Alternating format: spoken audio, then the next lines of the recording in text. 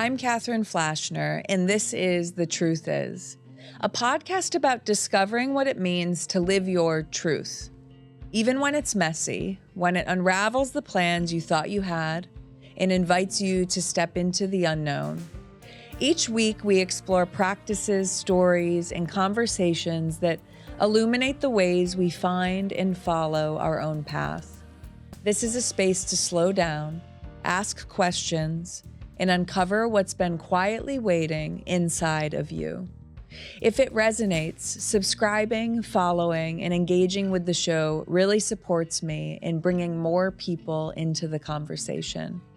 Thank you for being here. Welcome to The Truth Is. Okay, I'm thrilled about this bio. I love it. It made me emotional reading it. Oh. I'm going to read it to you. Okay. Strategist, researcher, expert in disinformation and bad actors on the internet, advisor to politicians and celebrities, teacher of AI empowerment and information ecosystem courses, lecturer on power dynamics and how they impact politics and public opinion. Jiore, you have your own firm. You are building your next adventure focused on a leadership reckoning for our country. You say you're the most optimistic you've been in your career because of something called dark hope. Jiore Craig, welcome to the podcast. Thank you so much. I'm so happy to be here. I'll tell you why I think that made me emotional. One, I'm so proud to know you. And I was thinking about this. You were a political science major? International relations. Okay. I was political science, and I was like, if there was a Hall of Fame for millennials that had one of those majors and is doing something so directly with that degree, you would be on the top shelf. Thank you for saying that. Yeah. Thank you for saying that. Yeah. Mm-hmm. And I'm so grateful for people like you that are so devoted to your work and a voice of reason that is so needed in my life and in the lives of many right now. Well, thank you for saying that. I had a high school teacher, and she was my world history teacher, and she is the teacher, Miss Halius, who got me to quit cheerleading and join Model United Nations. Wow. Which set me on this course and got me into international relations and got me thinking about these things. And I recently went back to school to speak to their Model UN conference, and it really was that moment where I, through my career, can draw a direct line from that area of study into the international relations major, into what I'm doing. Like, I really did take those very specific lessons that I learned when I was a young person through to my career. Yeah. And to your point, I do think that I am sort of a case study for what it could be, especially because my career hasn't been what we have known to be career options. It's not like I became a professor in international relations on the academic route, which where we went to school, there really was a focus on academic tracks. It was much more a practitioner track, and I actually got an award at graduation, which was shocking to me. Because, what was it? So I had no business getting an award. I saw the other people on the email, and I was like, okay, those are the smart people. Why am I on this email? And I'd getting bad grades, but I was not one of the smartest kids in the class. And it was an award for a commitment to practical politics. And that makes sense now, because I think it was the teachers basically saying, don't take an academic track. You're the person in class who's always like, okay, I hear you, but like, how does this play out? Yeah. Which is, I think, what I did my whole time in school. I was like, I hear you on this theory, but like, what does this look like in the real world? Because so much of my career then became taking these areas where people were producing white papers and studying, but what they were saying over there in their ivory tower really was not having any bearing on the real world. So it all kind of started there. And yeah, I like being an example of what you can do with a career that isn't going to be like a path that's already laid out for you. It's not necessarily easy, but it is available for people. Yeah, I love that. The idea that high school you or even college, you wouldn't have known that this was a possibility. But I wanted to just say, I love that you said the lessons learned in high school. What do you think what were one of those? Was it around the practical politics? What do you think opened your eyes back then? So Model UN, just to be a full-on nerd about it, Yeah, Model please. UN is really, you go to a conference and it's a bunch of kids and we all get assigned a country and we're supposed to simulate a United Nations committee hearing.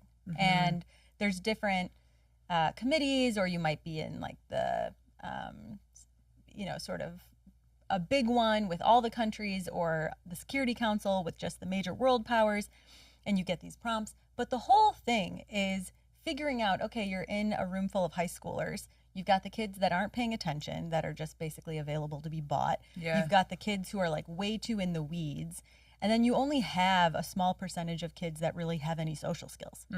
And so if you are able to kind of view the room and figure out, okay, I need X amount of people to sign on to my thing so I can win the award, and I need to give a certain amount of speeches and be articulate and have my worldview be the clearest to understand so people can sign on to it, so it can appease the most people while still standing for something. That's really what you're learning in real time, which is what the world really looks like. You know, it's not enough to have a good idea. It's not enough to have a beautifully written policy paper. That's not enough. Yeah. You have to be able to think about, who do I need to get on board with my thing to get my thing to be the thing that is the way of the world. And that's really what happens in the rooms of the UN. But then it was interesting because then in college, I studied abroad in Brussels and went to Belgium and worked at European Parliament for my study abroad session. And I remember thinking, oh, this is way too slow, and really actually a lot like a Model UN conference, except it's slow and over many days instead of like a 3-day conference. Right.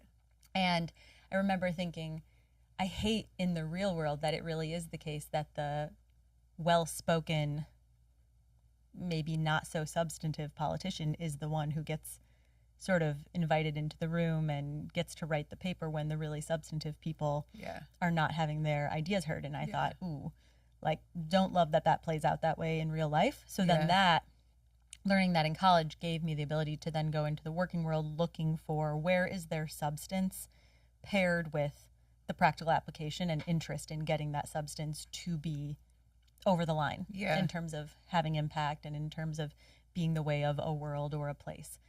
And I didn't know I was looking for that, but that was clearly what I was gravitating toward when I entered the workforce.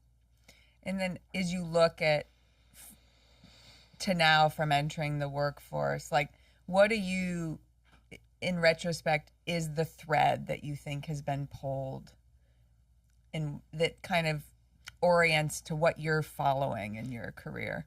I feel that I am lucky that I ended up in a career where the optimization was thinking about public opinion and therefore people, and therefore for voters, and therefore not just a specific type of audience, but really general audiences. And that aligned with my interest and sort of maybe my values about how I go about the world. I'm from the Midwest. Yeah. I always have, I think, been anchored in how do things feel for the people in my community, for the humans that I know, going about their everyday.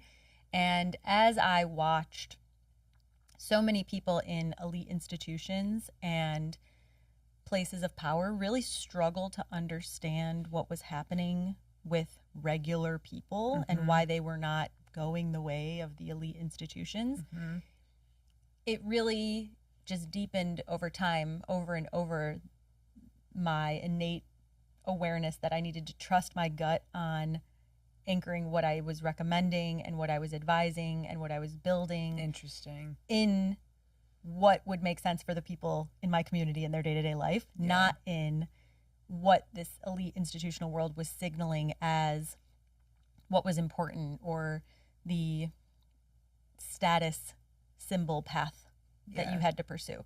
But I did also learn a lot along the way. I maybe undervalued some of those status symbol things along the way.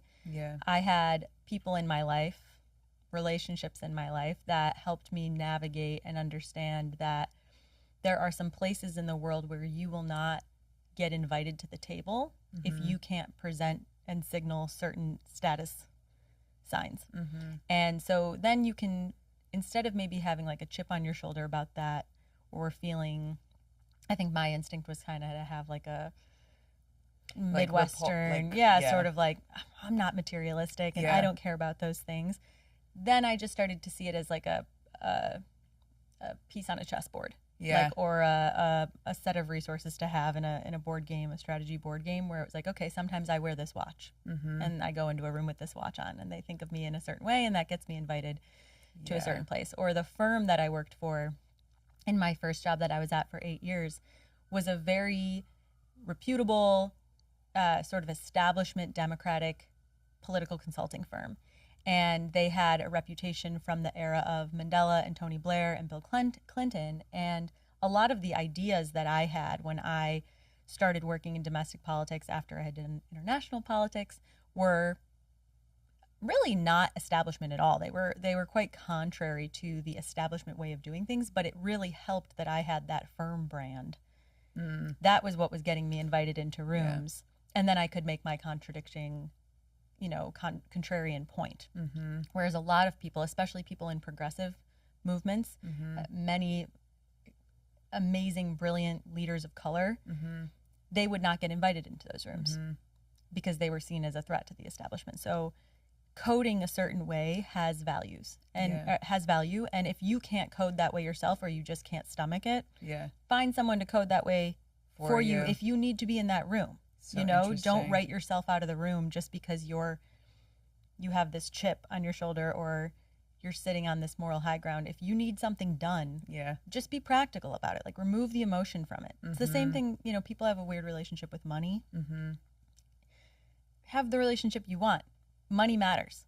And it doesn't mean you have to be pursuing money, but it means somewhere around you have to be conscious that many people are in pursuit of money, or have a big, giant, insecure emotional driver as it relates to money. So it's just like a practical.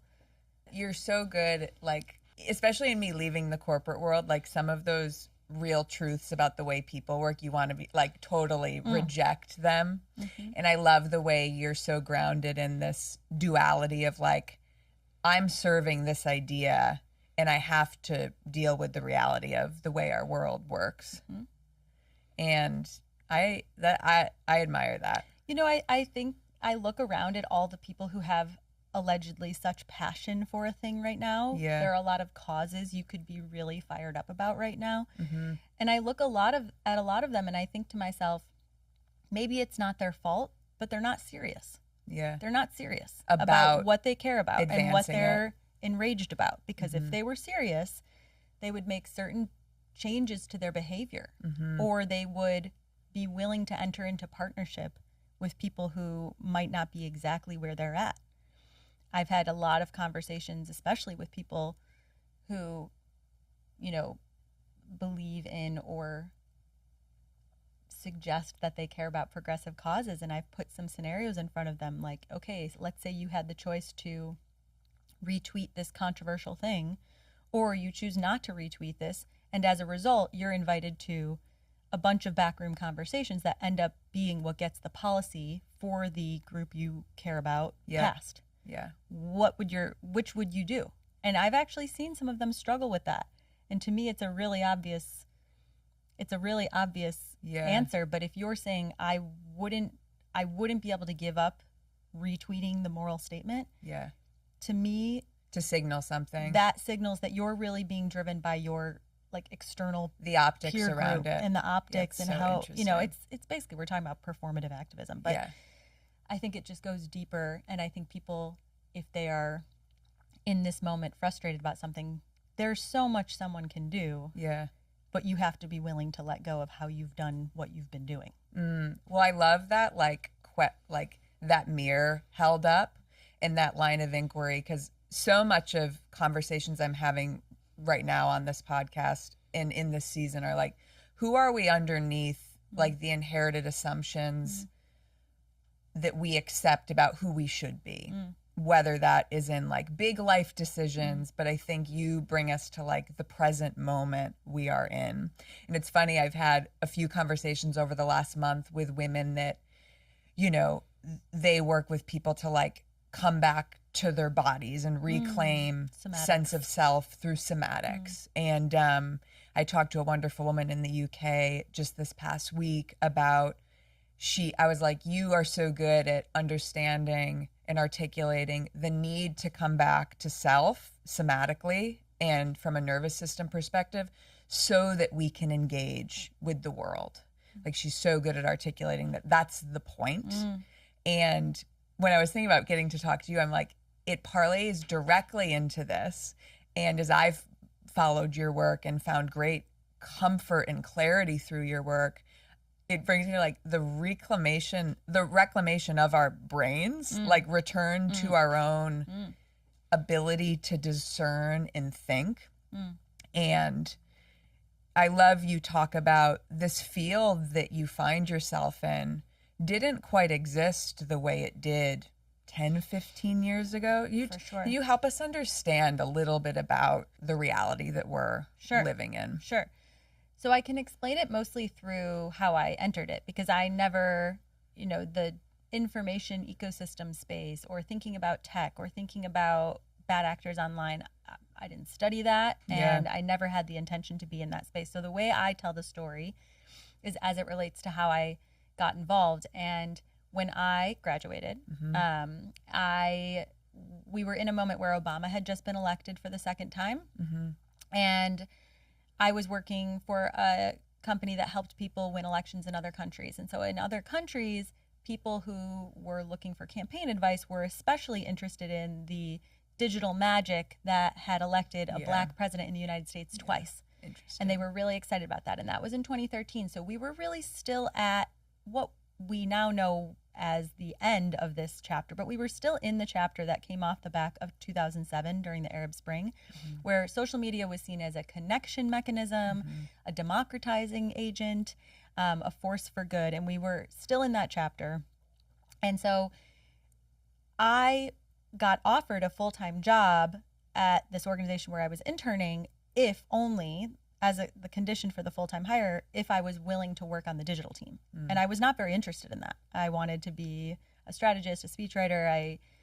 I didn't really want to do social media. I didn't think of myself as like a tech or digital person, but that's what the demand called for. And so I said, fine, but train me in all the other stuff too. And then each year that I was working, more and more, the central conversations about strategy. So at the top, the person who was running for prime minister or president, the really senior level conversation was centering around what's our online strategy.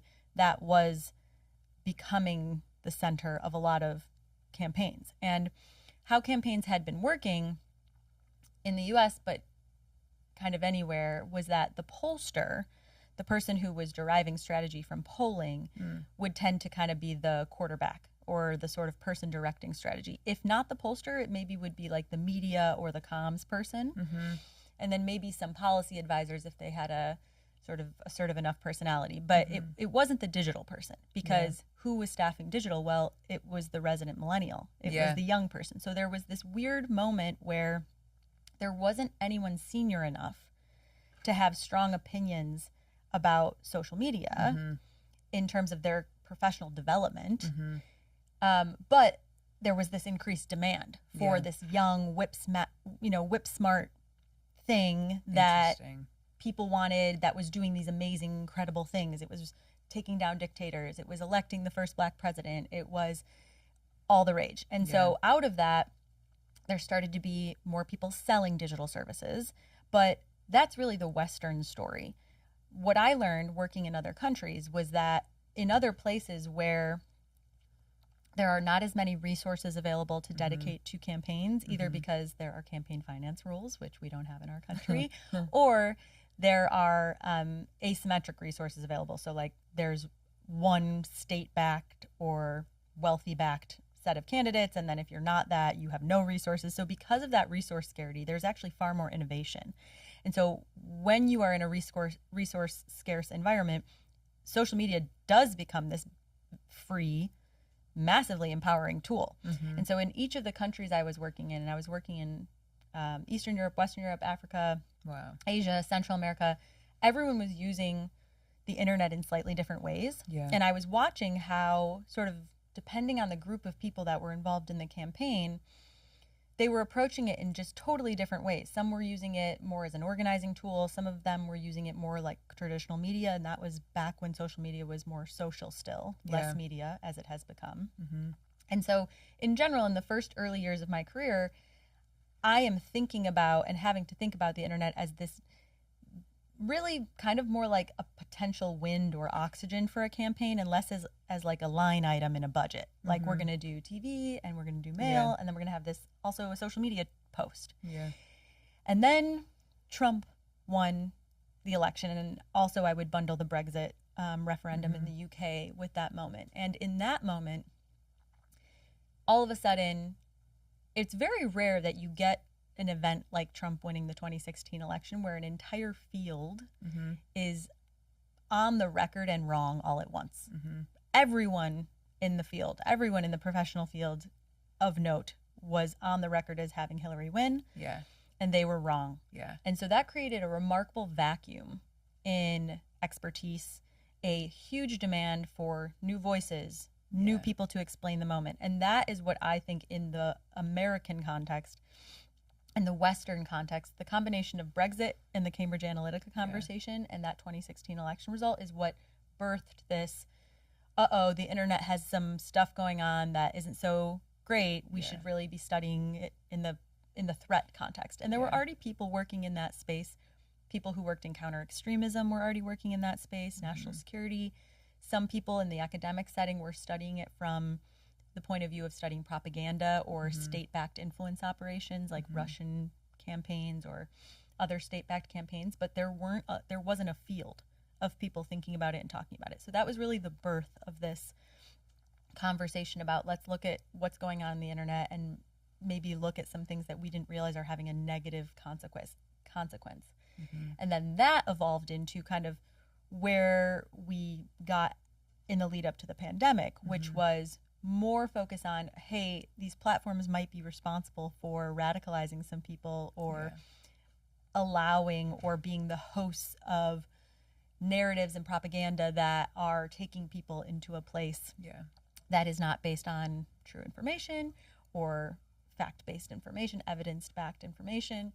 And then after that, kind of because of COVID, but also because of other dynamics with regard to how institutional players were failing to modernize their information and communication strategy, and because iPhones and the way that the social media companies were switching their platform design to keep us on for longer and scrolling for longer, a combination of all those things then landed us in this moment where we were like, okay, for sure the tech design is part of this. Yeah.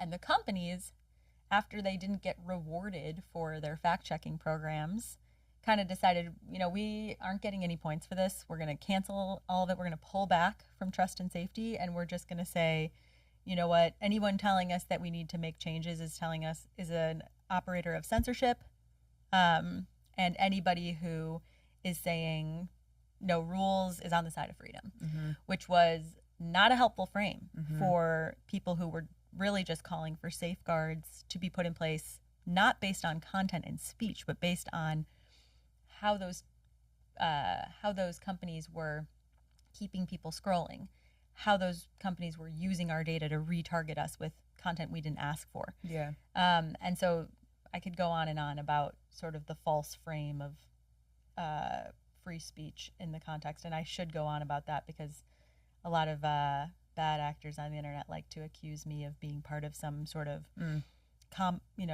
censorship complex, when really, in reality, I am on the side of actually reminding people that their social media feeds haven't been free and in their own control for a long time. There's a facade to that. Yeah. It's funny. I remember being at Simon Business School at our alma mater, and I had a wonderful computer information systems. I don't need to put in quotes. That was the class. And wonderful guy that had been around for 50 years teaching this stuff.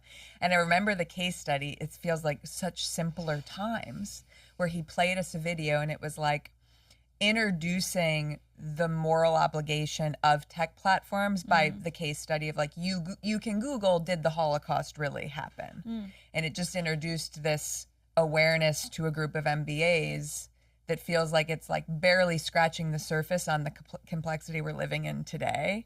But it felt so basic and fundamental to me then. Like, oh yeah, Google has an obligation to what comes up there.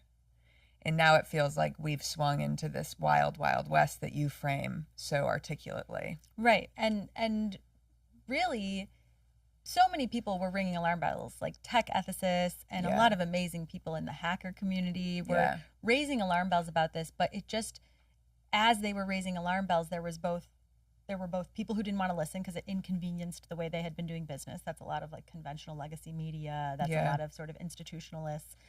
But also, over those same years, our information diets became every year more and more fragmented and tailored to our individual interests. And so it's old news to say that our information streams are like, there's a right wing echo chamber and a left wing echo chamber. It's not that. It's just that we all have hyper tailored algorithmic information feeds. And so there might be some commonality between you and your peers if you're in a certain industry or if you share interests with the people that you spend time with, but otherwise there's no real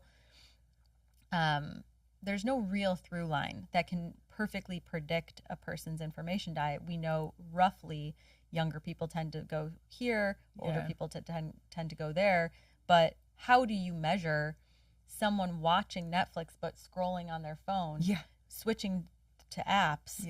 You know, how do you measure that? And maybe there's a newspaper on the table. Like, it's a really challenging moment for reporting to really tell us the answer to that story.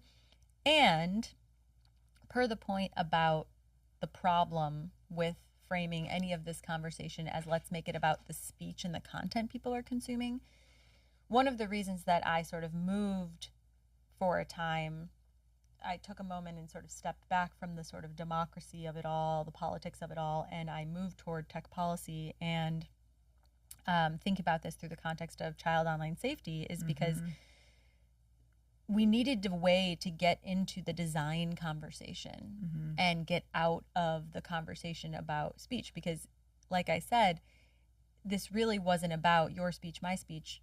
The point is you should be able to control what's in your feed. You should be free to tailor your feed as you see fit. And the companies should have transparent policies around what they're using to decide. You talk a lot about transparency. Yes, transparency. And just the ability to understand what decisions and data are being made and used to determine what goes in your feed, and then for sure what goes in anybody under 18's feed. And we just don't have that. And so really I spent time focusing on, per the point I made earlier about being practical about how something gets done. Okay, what's the way we're going to be able to get this done regardless of who's president, regardless of red, blue, Democrats, Republican? I don't actually really care. I would love any of them to get this done because it's really hurting generations of people in a ton of different ways. And it's really not about, the way I feel about the politics of it all is, you know, all political ideologies have these tools available to them. So that's kind of about who's slow to the jump and who's not. But in terms of the design, there are some basic consumer safety principles that we've seen to let the tech companies completely forego. And so that's what I have spent a little more time on more recently up until moving back to the States. And that was worth doing. And like there's been progress there. It feels empowering even just to point and generate awareness around the void of accountability. And it's funny.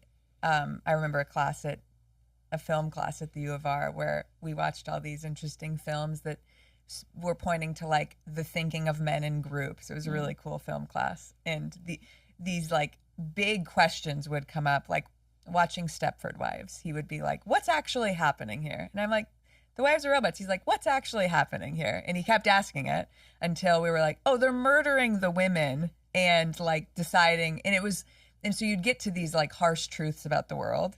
And then I'd be like, so what do we do about it? And he's like, I don't know.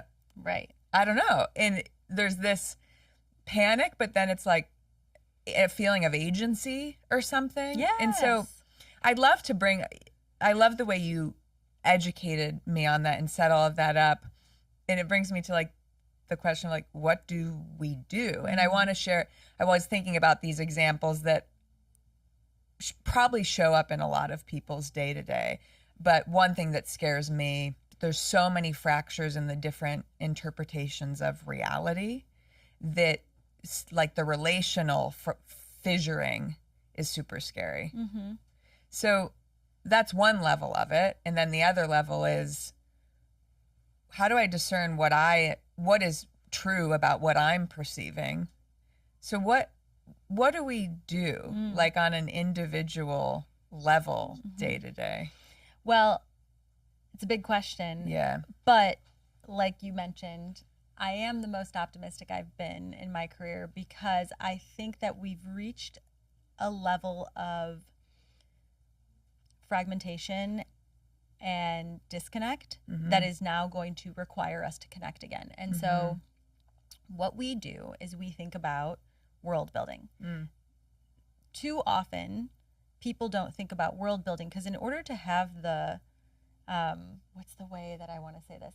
In order to have the who do you think you are of it all to believe that you can world build, you got to be like a man probably. Sure. With first of all. with a big startup idea. Right. Like, you know, there's a reason that men think about the Roman Empire, right? Because they have sort of the gift of being told they can world build. Who world builds? Who world builds? Well, the people who put together Project 2025 world build, Christian nationalists who are more on the extreme side, they world build. Extremists, they think about the world as they want to see it. Tech CEOs tend to world build lately, and they're thinking about what the world's going to look like when their technology empowers us all, and you know, they build an Alexa for the world, and it helps us solve all of our problems. And can I ask you to that? As I look back, was Martin Luther King Jr. world building with "I Have a Dream"? I think he was, Yeah. and he was showing the thing that Martin Luther King Jr. did well is he showed people how it can look when the situation is not as it is. Yeah. And we are so inundated with things to react to. Yeah. Who has the energy to world build? It feels like people telling us this is how it is. This is how it is. This is Yeah. how it is. This is how it is. And you can't do anything about it. Yeah. And you're helpless because this is such a big problem and it's coming to you and it's streamlined, delivered to you. So you, in your individual feed, experience alone just how bad it is. It's the exact opposite of giving you agency or giving you Yeah. an empowerment feeling. And so... And hold your thought, because I wanted to just offer the relatability to this. The day Alex Preddy was murdered in Minneapolis, I scrolled alone in my house for 8 hours. And it took me like 4 days to recover from that. And then I was left with like, the helplessness. But please continue. So essentially, you know, when we think about what we do, number one of the most important things we can do right now is not do things alone. So, you know, there's things circulating on social media lately that are really important. And it's things that finish the year with more friends than you had at the top of the year. Be interested in having the people around you and the number of people you know grow in this moment. That's one of the most powerful things you can do, because all the things that we need to do in this moment have to do with us being together with each other and like using IRL. our collective IRL or otherwise. I Yeah. mean, just know more people. If you think about what social media was in the beginning, when it was more of a social tool and less of a media tool, it was a connection tool and it was bringing people into community, and it gave people a way to organize easier than it was to organize in the past. And that's even in places that were authoritarian. So that's a lot of potential. Unfortunately, right now, the design of most of the spaces online are not meant for connection or organizing. They're meant for individual consumption of information. So we have to see that for what it is and do things to counter it. And that we have the power to do. No one can tell me they don't have the power or the time or the energy to know more people at the end of the year than they know this year. And I'll say why that is so important to do. And it relates to what we were talking about with somatics and being in our body. In order to move through this next moment with AI coming online and the way that AI is going to even further optimize some of what is convenient for us. But what convenience really is in a lot of ways taking us out of our body where we would have to exert effort to do a thing, which would actually signal to our nervous systems that we had completed a task and we would feel fulfilled. So to survive all of that coming online, which it's coming, there is no it's not coming, it is coming. And so what we need to do is get more in touch than we've ever been with our humanity, connecting with each other, and decide what is going to be the world that we want to build that's going to feel good for our bodies. We can't do that if we aren't in touch with ourselves enough, because we're so numb and cerebral from existing in our heads with our screens. Like we need to be able to be in touch with our body. Being together with each other is going to help with that. Yeah. That human connection is going to help. And then we need to get together and think of even simple things about what we're going to do. What kind of world we want to have, what kind of institutions we want to have. What do we wish existed in our community that doesn't exist?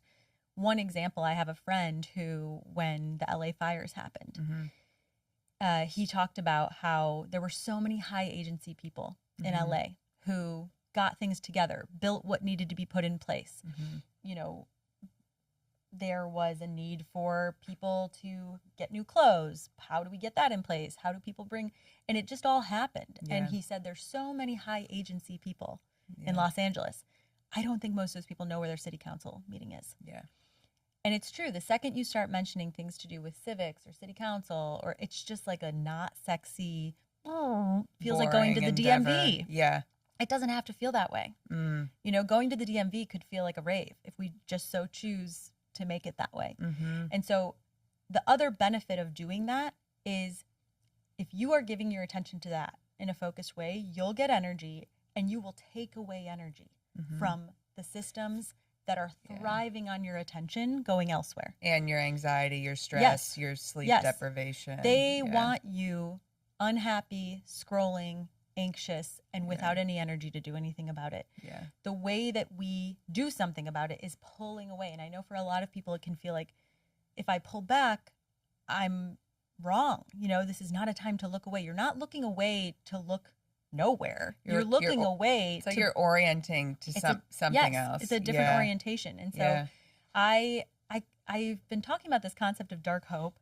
I want to hear about dark hope. And I bought the URL, and I'm going to put something there. But I feel dark hope because it's like this darkness. It's this hope that can only happen once you've hit a certain level of darkness. Things have to be so bad. And it's actually, and from the ashes, it's actually, because I know we're going to go there, it's actually very related to a feeling of a breakup, a really bad breakup, which is that it's like once you realize that guy that you thought was the guy is not the guy, all of a sudden you have this hope like, whoa, there's like so many other guys out there, and they have all types of interests, and maybe they won't be bad at that thing that my ex was bad at, and maybe they'll actually, you know, I won't have to beg them to write a card on Valentine's Day. It's like they might actually just have that innate skill. That hope that you have only once you've let go of what you really expected to pull through for you, that hope is what I think can be the engine in this moment that can get people doing things and creating things. And I see so much amazing stuff happening, especially with young leaders and next generation leaders in the responsible tech space. Responsible Tech Youth Power Fund, check it out. There's a lot of amazing young leaders in that space. But the breakup analogy, you can take the same thing and say, okay, we can all be really upset that there is a WWE corporate professional in charge of the Department of Education right now. That was drinking whole milk in Kid Rock's hot tub. Oh, that's our health. That's the health department. I was like, yesterday I was like, this looks like a short film made by incel middle schoolers. Oh my gosh, so funny. It's hard to sit in those moments and accept that that's the reality. Well, two things. What do you have to say about Two things. One, I'm going to finish the thing on the education, which is just that, like, we can be mad that there is a person who comes from the corporate WWE wrestling, organization running our Department of Education. Or we can say, okay, they're gutting the Department of Education, but how great was the Department of Education? And yes, I know there were amazing professionals trying to make the Department of Education amazing. And there were people who were so dedicated and committed to strong public education there. And I know that the reason that they weren't able to get everything done and the reason that the public maybe has this negative relationship or feels that public schools aren't so strong, I know that that's not the fault of the Department of Education professionals. However, it had lost the public trust. Okay, so let's let go of it. Instead of crying about who's in charge of it now, let's let go of it and let's think of who would be better. So many people can complain about that for me, but do they know the names of the people that they would think would be a badass leader of the Department of Education? Sure. Same thing with RFK Jr.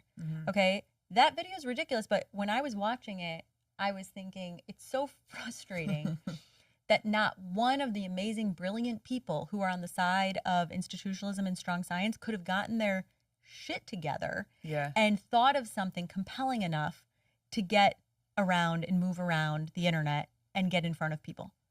And that's really what they did. It's an attention-seeking exercise. And they do it because it's another way for them to get a whole bunch of institutionalists reacting to how ridiculous it is, to further signal to people, just a reminder, all these people who are mocking us, just remember, you can't trust them. Remember, we said that they were going to mock you. We said that they were going to try to keep the old systems in place of processed food and processed milk. And so now the dynamic is us mocking them because we're not suggesting what we should do to be healthy, what we should do to not consume. We're feeding into the distraction of it. We don't have anything we're pointing to. And so many people I know would like jump on me and they would say, of course, there's this good thing. And Michelle Obama tried to do the Get Moving campaign. That's true. That's true. Michelle Obama actually, if you trust what certain reports say, that campaign was supposed to be about processed foods, but the major processed food companies sort of influenced it to make it about exercise. So so there was some corporate. Right. So it's exactly what people are mad about. And the unfortunate part is it's surely not the case that RFK Jr. and this administration is doing anything about the corporations. I mean, so for sure not.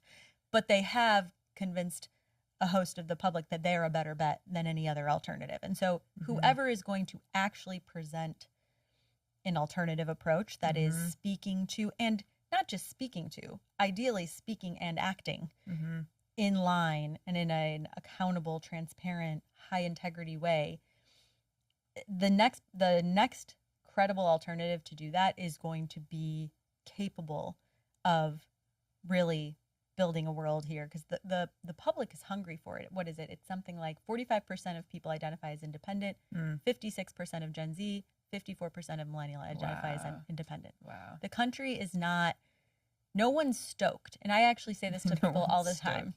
No one's stoked. Whether you're not stoked because your kid's addicted to their phone or because you're mad about politics or you're mad about the surveillance state that we're living in, no one's stoked. Okay, great. What is the alternative that's going to pick up that momentum?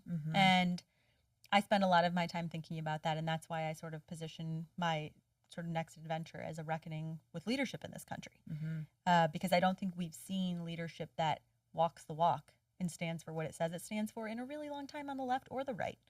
And I think there have been many well-intentioned folks, but the incentives have not, sort of set them up for being successful in their ability to get things done and bringing the public along with them. That was a really long tangent, but no, that's sort of you point to this, and to bring it back to, it's funny because I feel like there's this edge of like the orienting outside of the overwhelm to reclaim a sense of agency in organizing. And then it's just like, I love how you talk about, I wrote it down actually, the platforms want you to think it's your fault, this role of this, because it is real. And I appreciate been talking to people that are really looking at it like the new cigarette, and it's so addicting and it keeps us so obedient.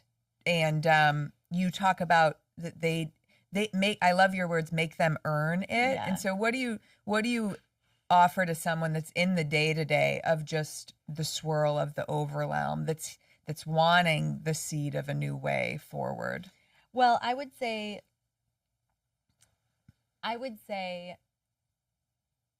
sometimes people claim that they want agency, but like having agency is a big responsibility. It's a lot responsibility. easier to like loan it out to other people Yeah. and just like complain about the man. It's like me leaving corporate America And then being like, and then I'm like, oh, I gotta. yeah. It's hard. It's hard. It's hard. And yeah. so I would say like it's a two-part thing.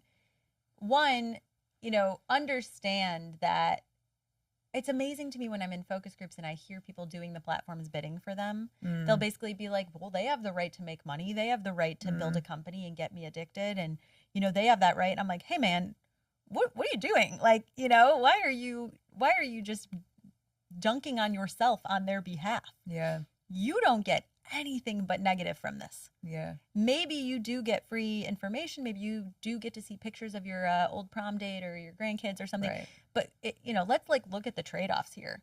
When you actually look at your screen time, you actually look at how much is being taken And then you away. add it up over a lifetime. And then you think about where it would be going instead to your people, your loved ones, your work, your passion projects. That's a scam. That's crazy. Yeah. And so I'd say that really, if you're going to give your attention to something, make it compelling. Make it something that is earning your attention by providing you with enough trust that what you're seeing is something you can rely on, what you're seeing is not going to harm you or make you look like an idiot in some space. Like, just be a little discerning or forego it more often and pour that into people that you can sort of verify in real life. The other thing that I would say is that the work of world building, it's hard. There's a reason that the Roman Empire is like something we all point to as impressive and incredible. And there's a reason that hasn't been replicated many times over in history.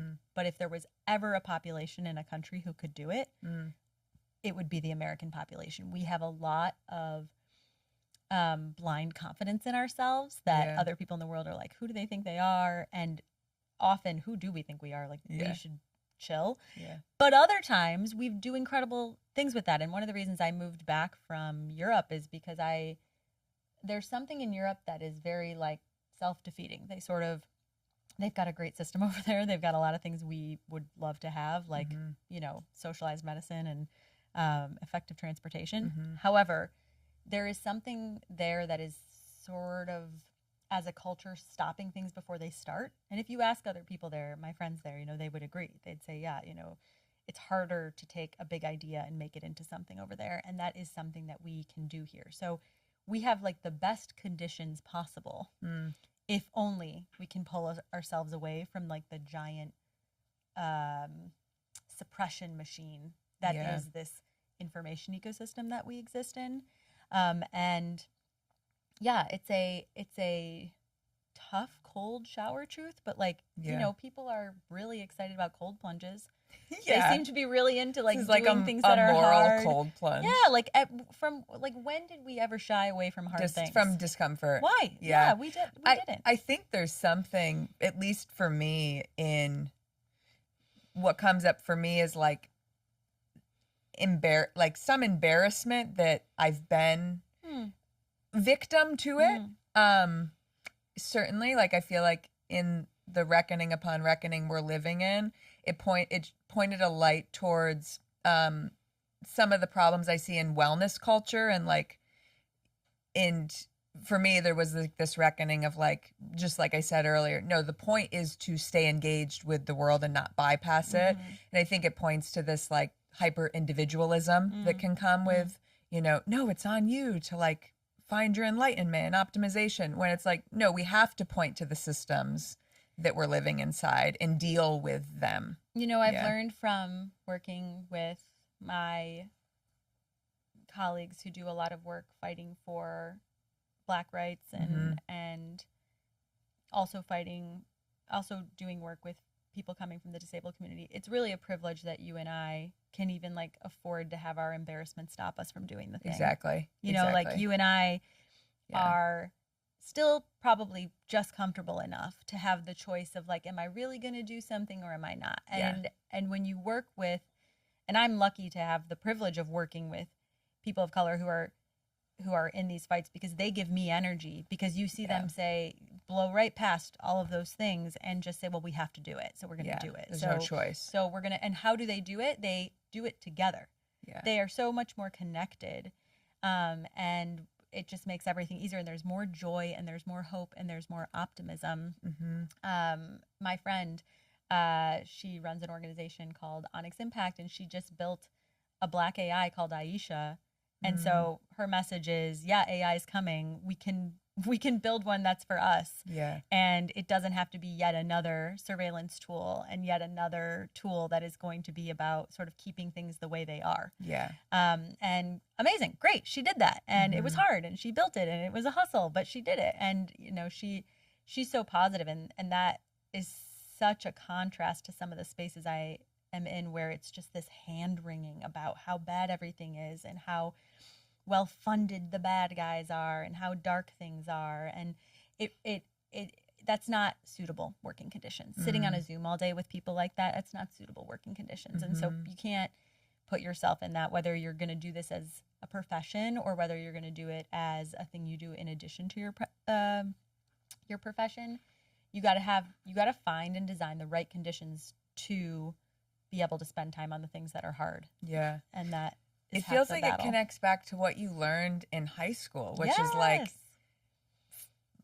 find what you believe in and matters, and then engage with the world. Engage with the world versus it suppressing your action because it's disappointing a lot. Well, and now is the time to engage in intergenerational anything, because I gave a talk at a college university recently, and it was meant to be about how to consider what the impact of using AI in your work might be, and how you have to really balance not letting AI do your critical thinking for you. And it was an elite institution that I was giving this talk at. And what was amazing is the whole conversation, questions and answers, became about, I'm too nervous to talk to my professor, so I use chat. Yeah. And so I think that for our generation and up, really understanding that we have a responsibility to this next generation to really help them come into the world. Their world has been online, and I don't believe the answer is to sort of have this Luddite approach of ban things and take things away. I do think that it's good to remove phones from school, but I think that we need to say, like, you're going to have to coexist with this, but you, and it's our fault, we're sorry, have had a disproportionately online experience of life so far. Let's touch grass and figure out what it really is to feel. And then they, in turn, can help us navigate this new technology, because they're going to have an innate understanding of it that we don't have. I tell people all the time, I work with people who are fearful of having younger people come into office or like be elected into political power, because they think that means blue hair and nose rings and socialism, or they think it means like incels and extremism and like a regression into patriarchy. But the real answer is that their fear is about the feeling they feel when they can't use their iPhone and how they feel the world is leaving them behind.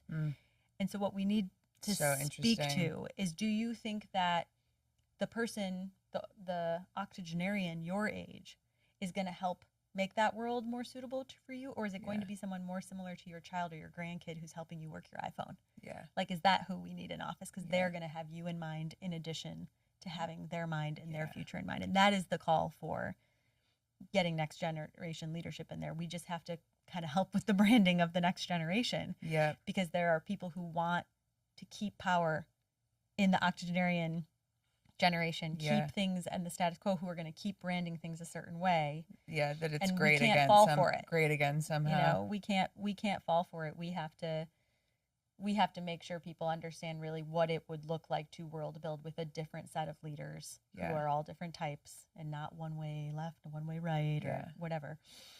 So it's a big task, but it is possible. And what I will also say, it's a little bit like, on the internet, people will say like red pilled from the Matrix, and like you take the red pill and that like sends you into conspiracy land and helps you see the world. This is a version of a red pill. Like once you take this, you see everything through this lens of like, you'll notice now, hopefully after this conversation, you'll be going about your consumption of your own information, and you'll think, oh yeah, like who does any of this stuff I'm seeing benefit? Yeah. And some of it will be well-intentioned, and you'll be able to suss that out. It's not, it's not always so challenging to suss out. It's just a couple extra clicks. Just to pause on that for a minute, because I wanted to make sure to ask you, like, in the personal realm of like, is this true? Do I think this is true? Or am I being fed this? I like that you're offering that once you're aware of it, maybe there's space to discern and question. Like, what is the practical advice there? Yeah, I mean, you have to be vigilant, Mm-hmm. but it's available to you. So, I mean, the context I like to give is like when I went through a breakup and I was very sad. Yeah. I remember at some point I felt like, you know what, I think, and my feed was basically completely taken over by breakup content and attachment styles and all this stuff about relationships. And at some point I realized that my feed was actually keeping me stuck. I was actually more moved on than you would think, but my feed was like sending me back into this like framework of being mad, or this framework of thinking about how I had been hurt or whatever. And so I think just noticing, is there an area in your life where you feel stuck? Is there an area in your life where you feel helpless or you're not progressing? Like, and then maybe consider, are there things you're consuming that are keeping you there? And maybe don't even think too hard about it. Just make the assumption that there is, and take a break. Take a diet. In my corporate departure and this year of like me finding my feet on the ground, I got stuck in I was scrolling through people perpetuating that I was never going to make money again. Of course. And like I was getting like a lot of debt content. Sure. And oh then my gosh. and then I'm sitting up at 3 a.m. And it's so funny how I love you framing that as it keeps you stuck. Yes. Because the only thing that is going to decide whether or not I make money again is if I take action on that. Right. And that's such a helpful framing. Right. And for sure, I mean, at a minimum, for sure, more content about debt isn't going to make you like solve the problem. Or go into, I mean, it could go into debt. Right. Like, yeah, you're right. You're right. Even if it's deceptively positioning as helping you stay out of debt. Yes. Right. It's kind of like, don't think about a white elephant, and then we're like thinking about a white elephant. Like, don't think about debt. Don't get into debt. Debt. You know, it's like there is something to the spiritual side of conversations where it's about faith and it's about what you're surrounding yourself with. Just simply, even if it is to put our brains in an optimal position for navigating this thing called floating on a rock as a human. Like, it's hard. Human life is hard. Yeah. It's not going to not be hard. Let's like do ourselves the benefit of surrounding ourselves with information and people and connection that like make us feel like we can keep going. Yeah. And not things that make us feel perpetually screwed. Yeah. I love this like empowering offering around like personal discernment and truth. And I wanted to just ask you, like, and I love how you're pointing to it, I believe, with the intergenerational nod, but this idea of like reclaiming collective truth. I sometimes sit up at night being like, why did I name my podcast The Truth Is? It's funny. Because there's other media platforms that have the word truth anyway, but I like to sit in, I don't know, we're here to figure it out together, but what would you offer in the realm of like seeing each other clearly again and reclaiming that? I would offer that the truth is, this is not the first time in history humans have had to like deal with an information crisis, you know, when the printing press came online and all of a sudden it was like, wait, I'm not going to be able to see words come out of people's mouth and have my relationship to them be what determines that whether I trust it. Like, interesting. I'm going to have to like figure out which pieces of paper to trust. Like, there have been other moments where we've had to figure it out. So that's part one. Part two, how to see each other clearly is to look each other in the face and like be in the same room sharing oxygen. And I think that there is not a lot of space.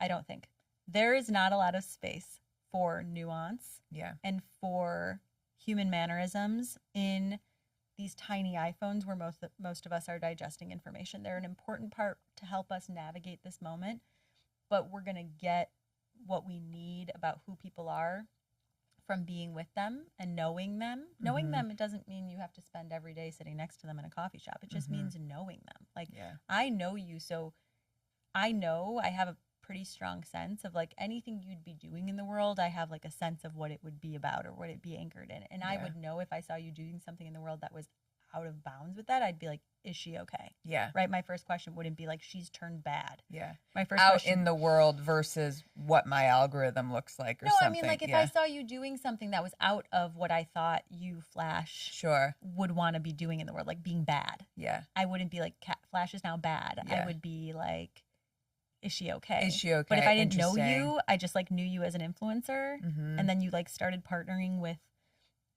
bad guy tech CEOs, I'd be like, whoa, that person has now, like, I would have a negative view of you, and I'd say like, oh, I guess they don't have a soul. I get that. But I know you, so I get wouldn't that. assume it's that. the knowing of someone. And I would be like, I'd have questions. And so it's about knowing each other, however we go about doing that. Versus assuming we know. Yeah, and thinking about who we don't know. And if you have a favorite creator, you don't know them necessarily. Yeah. And, you know, deception has been a game for all of human time. So like we're always going to have to be on the lookout and decide what we can trust. And, you know, we've loved people that have deceived us. And so it's never like a perfect cure-all. One of the most eye-opening and maybe like optimism fueling experiences after the 2016 election, when I was moving out here, I took my grandma and my mom on a road trip across Utah. Oh, love. Towns of 2,200. Yes. And you're meeting and you're talking to people and you're like certainly making the assumption, like, I think we see the world in who was just elected very differently. And like, I see you just served me lunch and we're sitting here having a conversation. And that like drop back into the humanity that's across from you, I don't know, at least in the moment, I'm like, okay, I think that we could have a conversation here. Of course. It's like reminds me of watching Bernie go down into like Appalachia and talk to voters that have lost their health care recently. And they say to him, like, you're not who we thought you were. And that happens sitting down with people. Yeah. Yeah, it happens sitting down with people. It happens when you know, it's a lot harder to gaslight someone when you're sitting down in front of them. And I think that this Epstein moment that we're in with the Epstein files coming online, I wrote something recently, and the title is, you know, people didn't trust us on vaccines because we told them they were crazy on Epstein. And you can't separate these sort of like narratives that are dripping with disdain, where we're telling people you're stupid, you're crazy, you're an idiot. Yeah. And then like ask them to trust the same institutional body to like help to like be the ones telling them to make their health decisions a certain way. Like the things are related. We have to be in community with each other, because that will keep us from having dripping disdain and elitism and condescension toward people. Yeah. So yeah, it's very important to prioritize that and not just do it as like a cute listening tour that, you know, people do post-election. Yeah, that's interesting. We'll see if this threads in, but I'll bring it to close us. We talked about breakups throughout this, and I think it's related. I saw you 2 years ago divinely in a locker room at a fitness studio in Santa Monica, and I was like, you don't even live. You lived maybe back in the country, but it was so perfect the way we were like, hello. It was great. And I was processing I don't want to use the word bomb dropped, but I was processing this revelation of that my partner that I was honestly thinking about marrying had been deceiving me with a set of foundational lies for like 2.5 years. And for some reason I felt safe to like dump that on you. I was like, my friend that's an expert in misinformation is appearing in front of me. I need to tell her. And I was in such a state of disorientation. And I told you that. And you said to me, I think you said, the brain believes what it wants to believe to keep us safe. And I think that was definitely related to me overriding a sense of that something was off for 2 years because I wanted something to be true. And for some reason that feels related to all of this. It is, because when you think of why people cling on to what they cling on to, and become so ingrained in these narratives that maybe we see as toxic or hateful or horrible. And let me say, some narratives are toxic and some people do know better. But a lot of people are clinging on to that narrative because their brain has told them that like that narrative is some component of what's going to keep their identity safe from threat and intact. And so many of bad actors, like core principle number one is make people feel like they're not okay. So therefore they need to protect themselves. And our brains are designed to keep us safe, not happy.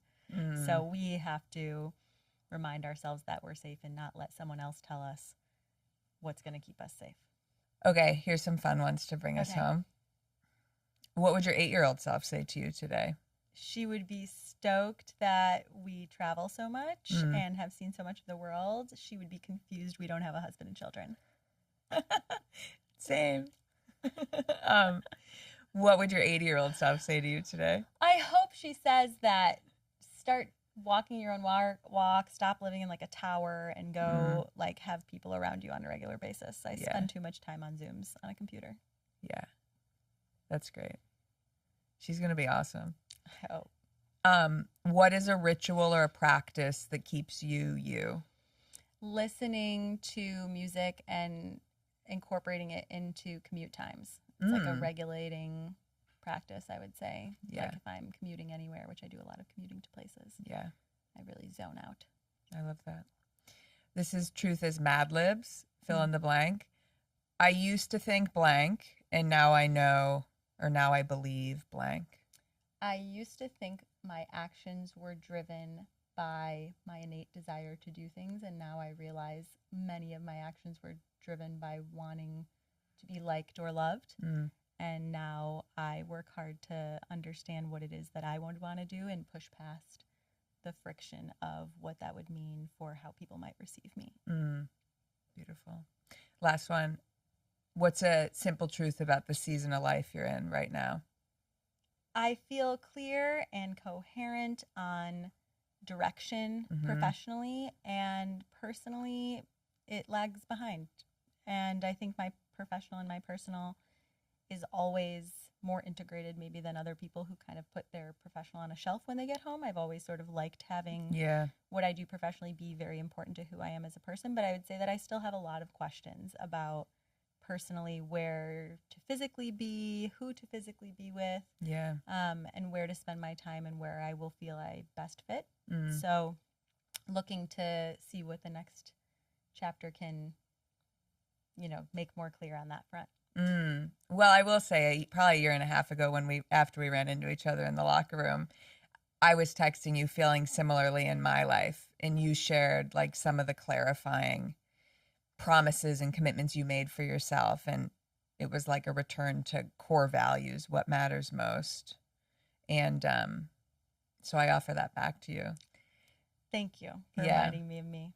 And thank you for doing this. Of course. Thanks for having me. I love for being my friend. Meliora, baby. University of Rochester. Ever better. And the biggest gift of this show is that I get to meet with people that just have such a clarity about their work. And that is such a service and a gift to anyone that's listening to this and to the world around us that needs it big time. Thanks for doing it, Flash. Cheers. Cheers. I hope you leave this episode with something that stays with you, a question worth holding or an insight worth following. If this conversation resonated, subscribing or sharing the episode helps bring more people into the conversation. And connect with The Truth Is at The Truth Is Podcast on Instagram. Special thanks to the people who make this show possible. Editing by Dan Kroll. Video production and editing by Anton LaPlume. Music by Will Savino. Visual identity by Sarah Gaynor and Jonathan Bush. And guidance from my friend and advisor, Natalie Tulloch. I'm Catherine Flashner. Thank you for listening to The Truth Is.